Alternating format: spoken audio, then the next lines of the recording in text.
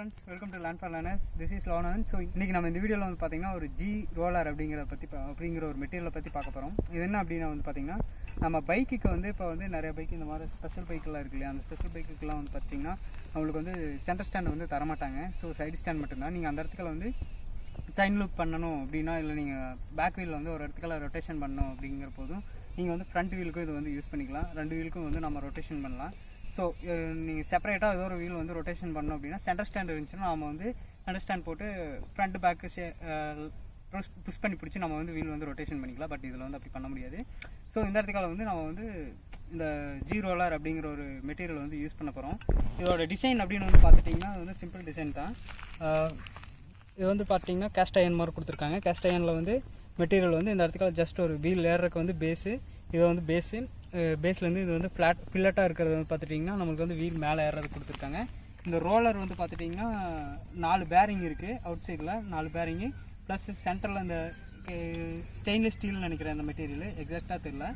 அதுக்கு உள்ளே வந்து பார்த்திங்கன்னா ஸ்டீலுக்கும் அந்த பேரிங்க்கு இடையில வந்து பார்த்திங்கன்னா அந்த அக்ரிலிக் மெட்டீரியல் தான் கொடுத்துருக்காங்க.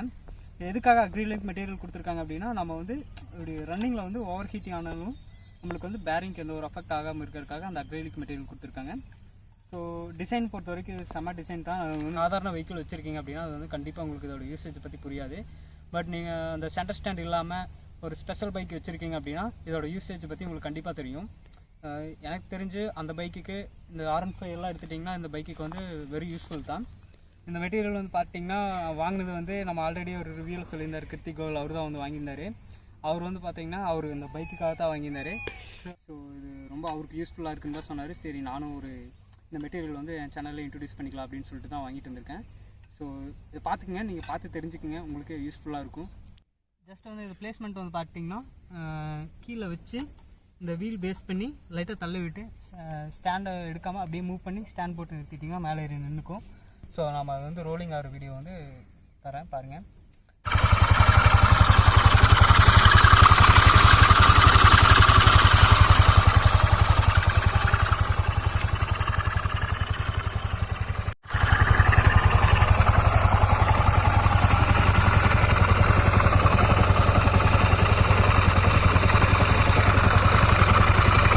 உங்களுக்கு ஏதாச்சும் டவுட் இருந்துச்சு அப்படின்னா, இல்லை இதை பர்ச்சேஸ் பண்ணுறதுல ஏதாவது டவுட் இருக்குது அப்படின்னா, நீங்கள் எந்த டவுட்டாக இருந்தாலும் சரி அதை வந்து கமெண்ட் பாக்ஸில் கமெண்ட் பண்ணுங்கள், நம்ம வந்து அதை ஷேர் பண்ணிக்கலாம். அதுக்கு முன்னாடி நீங்கள் வந்து நம்ம சேனலை சப்ஸ்கிரைப் பண்ணலைன்னா சப்ஸ்கிரைப் பண்ணி மறக்காமல் பெல் ஐக்கானை கிளிக் பண்ணி வச்சுக்கோங்க.